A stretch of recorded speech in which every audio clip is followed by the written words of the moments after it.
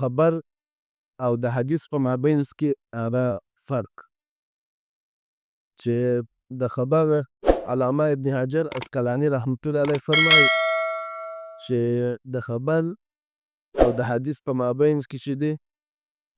دا مرادف دی. وایي ثم اعلم ان الشیخ شهاب الدین ابن حجر رحمه الله تعالی وینایسته کنه کو نو قال الخبر عند علماء هذا الفن مرادف للحديث چې خبر چې دی دا د حدیث سره مرادف دی. دا موږ مخکې مطلع وقیل چا بیا دا فرق کړی دی الحديث ما جاء عن النبي صلی الله علیه وسلم والخبر ما جاء عن غیره. حدیث هغه ته ویل کېږي چې د نبی علیه السلام څخه خبر هغه ته ویل کېږي چې د غیر نبی علیه السلام. والخبر ومن ثم قيل لمن يشتغل بالتواريخ وما شاكل الاخباري ولمن يشتغل بالسنه النبويه المحدث. په دې وجه سره ګوره د حدیثو نه خبر دا فرق شو. خبر هغه ته ویل کېږي هغه واقعاتو تاریخي ته ویل کېږي چې د نبی علیه السلام د غیر څخه نقل شوي او حدیث بیا هغه ته ویل کېږي چې د نبي کریم صلی الله علیه وسلم څخه نقل شوي. نو اوس کوم څوک چې په تواریخو باندې اخته وي هغه ته خلک وایي اخباري او کوم څوک چې په حدیثو باندې اخته وي هغه ته بیا خلک وایي محدث ورته وایي. وقیل بینهما عموم و خصوص مطلق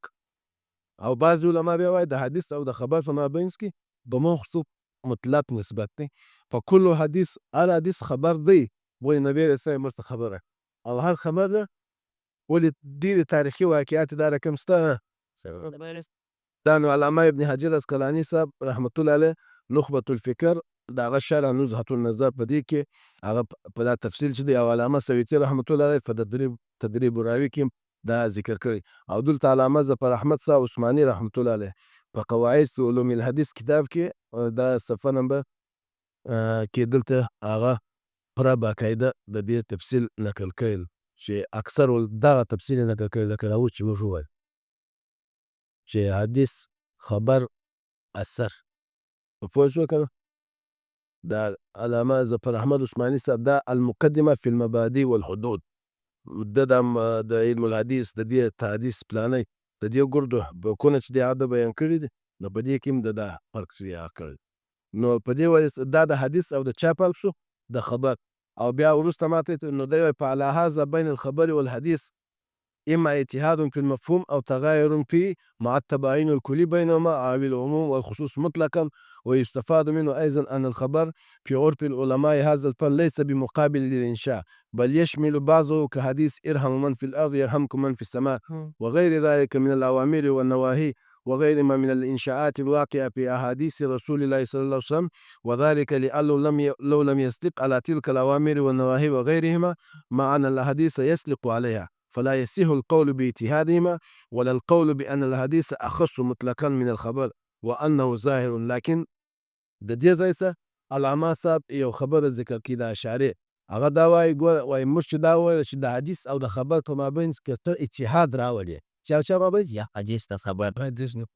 ما ګوره د دې فایده ده د حدیث او د خبر په مابینځ کې چیرې اتحاد مساوي نو بیا د خبره هغه خبر مراد چې هغه مقابل د انشاء که د خبره څه مطلق هغه کلام چې دی هغه مراد ولې که چیرې ته د خبره څه بیا مراد هغه خبر چې انشاء به نه وي نو د نبي کریم صلی الله علیه وسلم په اقوالو کې خو ډېر دا رقم احادیث ته چې هغه د امر په صيغه نبي اسلام ذکر کړي لکه نبي اسلام ارحموا من فی الارض تاسو پر مځکه والا رحم کوئ او دا رقم نبي علیه السلام امر د شکر سلام اچوي او لمونځونه کوي روژې نیسي پلان دا بیا د اوامر نبي اسلام ذکر کړي نو امر چې دی دا د اخبار قسم کې دی که د انشاء نو په دې وجه سره بیا به دغه احادیث ټوله د خبره څه چې دی د حدیث سره بیا اوس نو په دې وجه سره دی وایي کوم علما کرامو چې حدیث او خبر یو بللي د هغو په نیز باندې خبره څه مراد مطلقي کلام دی انشاء او د نحوي تقسیم نه دی دا ته په یاد لرو دغه چې دی وإنه وبالجملة قد اشتهر في ألسنة ثلاثة ألفاظ الحديث والخبر والأثر لابد من التدبر فيها. مقدي کې وایي تدبر موږ د دې فرقونه وکړو او اوس د حدیث او د خبر په مابین څو قول راغلی یو د ترادف قول راغلی بل قول دا راغلی چې حدیث د نبي علیه السلام او خبر د تاریخي واقعات دریم قول دا راغلی چې د دې مابین خصوص مطلق هر حدیث خبر دی یا هر خبر دا رکب د حدیث او د اثر په مابین کې فرق موږ بیان کړو. د محدثین دا فرمایي محدثین چې د حدیث او د اثر او د دې په مابین څه نشته فرق نشته لیکن د فقهاو بیا فرق کړی دی هغه حدیث د نبي اسلام قول ته وایي اثر د صحابیو ده تابعي ده وقول ته چې دی هغه ګوره نو دی وایي ووصل الفقهاء الخراسانيون ومن تبعهم ان الحديث اسم للمرفوع والاثر اسم للموقوف على الصحابه والتابعين ومنه تسمية الإمام محمد بن الحسن الشيباني كتابه الذي ذكر فيه الآثار الموقوفة بكتاب الآثار ولد الإمام محمد سام كتاب الآثار ده فدي كده موقوف رواياتهم ذكر فدي وجه سره فدي كتاب عنده كتاب الآثار نوکشش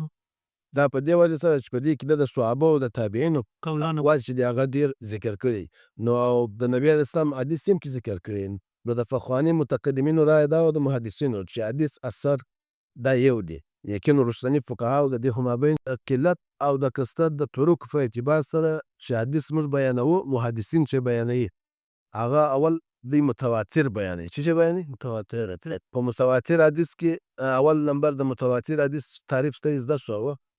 څه ته وایي هغه دونه غټ ریمات نقل کړی چې د هغه تواتر پر کذب عبارت محاله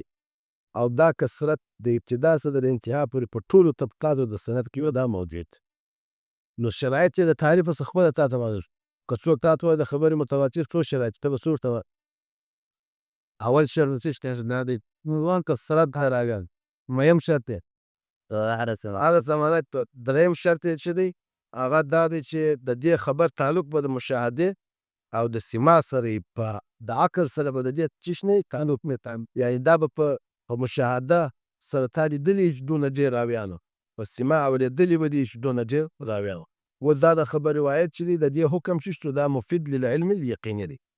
او حکم یې دا دی د دې منکر چې دی د دې منکر کافر دی د دې منکر چې دی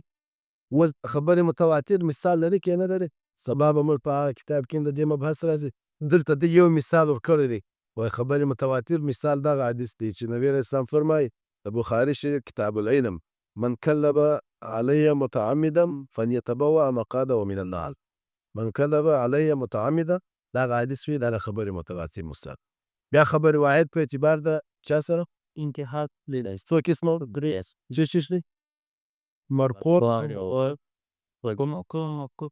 مرفوع کوم یو څه کې د نبی راسه قول کې بیان شوی لکه اوس لکه نبی علیه الصلاة والسلام چې هغه قولي حدیث فعلي حدیث تقریري حدیث د نبی اسلام حدیثونه څو قسم درې ویني د مرفوع حدیث ته وایي چې د نبی اسلام قول فعل تقریر ته بیان ځان نو ګوره حدیث مرفوع څو قسمه درې قولي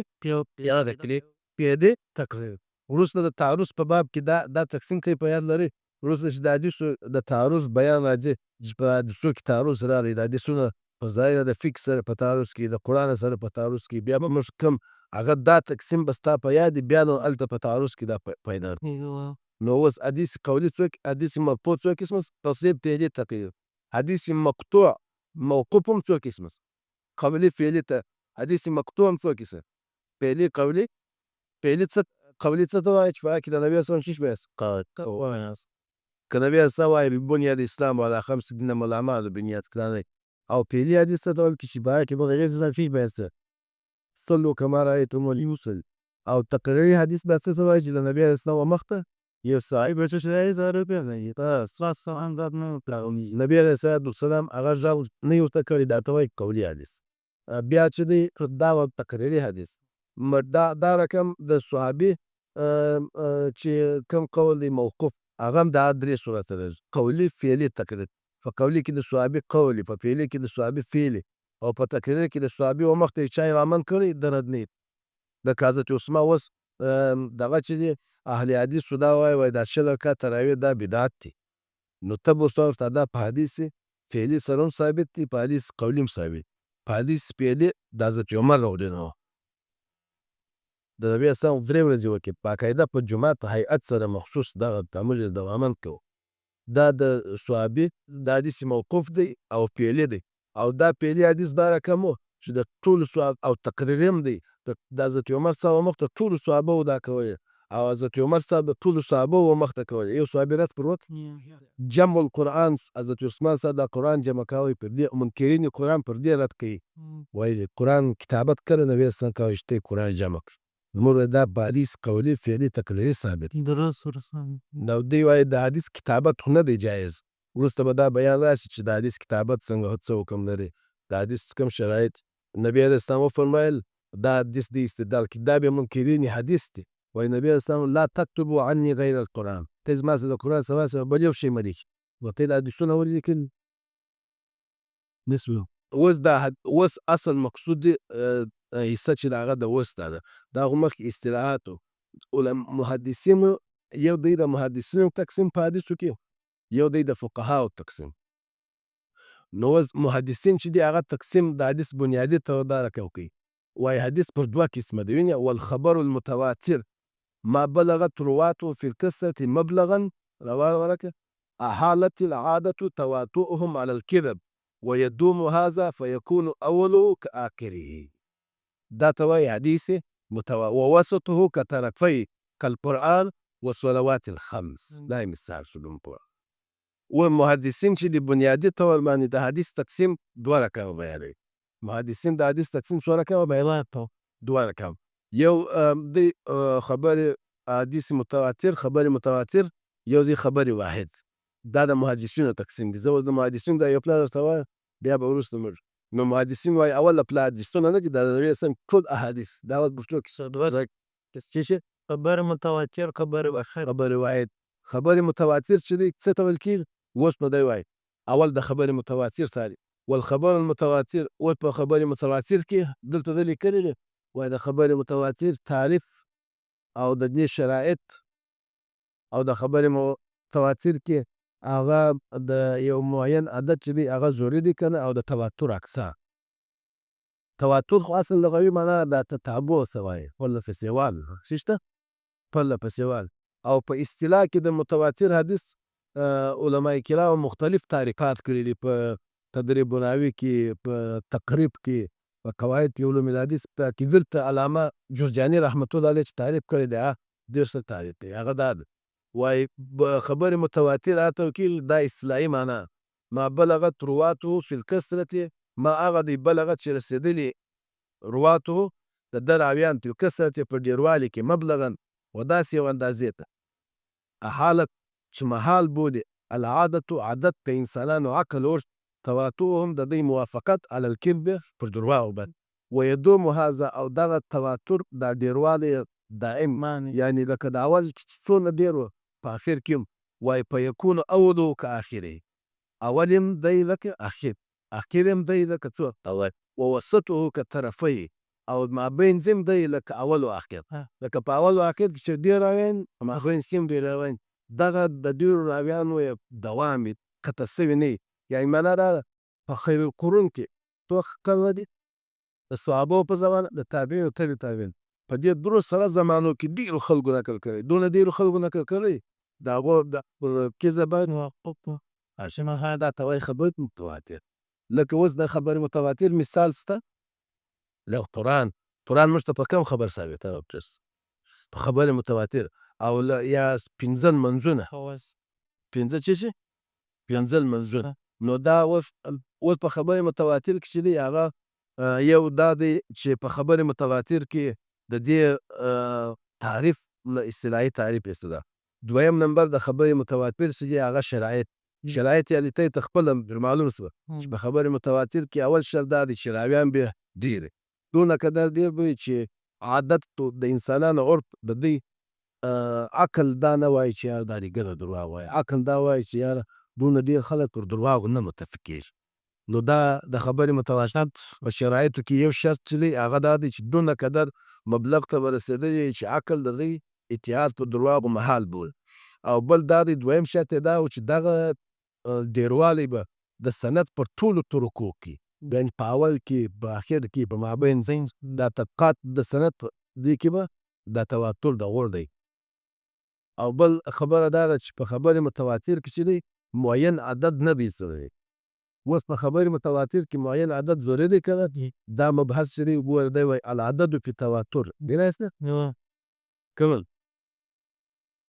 وثابت مصدر. او نو دی والثابت مبلغ یطغ معه اليقین. په خبر متواتر کې قاعده کلیه بس دا ده چې یقین د انسان عقل دا وویل چې تا ته بس یقین ثابتاوي دونه ډېر خلک وه چې تا ته د هغو کثرت علم یقیني ثابتاوي او د هغو کثرت دا دونه ډېر وه چې عقل دا محال بلل چې دا ټول دې پر چا متفق سي کیږي بس دغه اصل ثابته. معین عدد په دې کې بعضې محدثین دا وایي فاذا حصل معه اليقین فقد تم العدد بس چې تا ته علم یقیني دین ثابتېدی دونه ډېر و بس معین عدد کې ضروري نه دی یقین ضروري دی او دا ضروري ده چې د دې ټولو اتفاق پر درواغو باندې نسي اراده کېدی. ومنهم بعضو محدثینو بیا من عینه فی الاربعه وایي څلور کسان به یې په 12 قرنو کې وقیل فی الخمسه چا بیا څه ویل وقیل فی السبعه وقیل فی العشره وقيل في 12 ودولس وقيل في 40 سلوير وقيل في 70 وقيل غير ذلك. وتمسك كل قائل بدليل جاء في ذكر ذلك العدد او دا هر قائل په دې کې په یو عدد سره څلور میاشتې د حرمت ولاړې نو خبرې متواتر کې هم څلور د 5 علام په یو شي دلیل نیولی د 9 علام په یو شي دلیل نیولی د 10 علام د 12 علام د 40 علام د 80 علام نو دا چې لوی د ایمان 80 شعبې دي د ایمان چې دی هغه د حیض د نفاس اکثره مدت 40 ده نو دلته هم د دغه په حدیثو کې چې کوم اعداد ذکر دی د هغو څخه بعضو محدثینو اخذ کړی نو دی وایي دا اعداد ته هېڅ اعتبار نشته بس ضروري دا ده چې کوم یقین د کوم دونه کثرت و چې یقین جن ثابتېدی بس دغه ده. وافاد العلم وليس بلازم ان يطرد في غير لاحتمال الاختصاص ثم موږ وایو ګوره وایي موږ وایو اوس دی وایي دغه عدد چې دی اوس مطلب ګوره په حیض کې 3 ورځې دي او ته بس 3 راویان کې ضروري دي لکه د حیض په هغه کې چې 3 ورځې وي ورته 3 عدد ذکر دی نو رشقه ممتع نو دی وایي وليس بلازم وایي دا لازمه نه ده ان يطرد چې هغه عدد دی جاري سي په غیر د هغه ځای کې ولې لاحتمال الاختصاص موږ وایو هغه عدد به در هغه ځای پورې خاص اوس د نفاس اکثره موده 40 ورځې دا در نفاس در ځای پورې خاص ده بل ځای نو دا نه جاري کېږي شته نو د هغه څه عکس کوي دا عدد څه دلته په المدخل کې په دراسات کې په تدریب راوي کې هم دی مختلف شان هغه ذکر کړي دي چې بعضو د یوه څه استدلال کړی دی بعضو د بل څه استدلال کړی دی لیکن راجع کول چې دی هغه دا دی چې په دې کې معین عدد ضروري نه دی معین شي شته دی چې دی د هغه چې دی دا خو د دې ځایه پورې دا خبره ذکر شوه اوس یوه پله دا خبره ته پرېږده دلته بیا په تواتر کې چې دی د تواتر کې علما کرامو شرایط ذکر کړي دي دا به د سبا په درس کې موږ ووایو شرایط و دلته تقسیم د حدیث اوله پله محدثین چې دي هغه حدیث په څو تقسیموي یو متواتر یو خبر واحد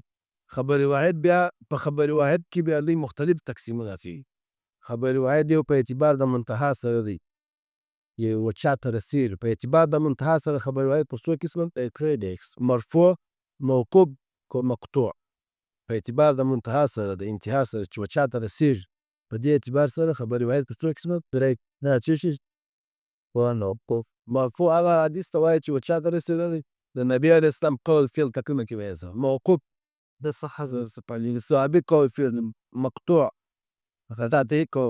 نو دا د خبر واحد اول تقسیم په اعتبار د منتهاس دویم خبر واحد په اعتبار د عدد روات سره په دې کې راویان ډیر دي لږ دي خبر واحد په اعتبار د عدد روات سره په درې قسمه مشهور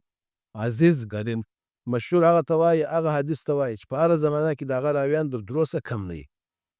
عزیز بیا هغه روایت ته وایي چې په هره زمانه کې د هغه راویان د 2 څخه کم او غریب بیا هغه ته وایي په هره زمانه کې د هغه راوي یو دی نه ښایي مال کړو دې ته فرد هم وایي د دې تفصیل چې دی وروسته به راسي نو دا د خبرې واحد څوم تقسیم شو ویم تقسیم په اعتبار د چا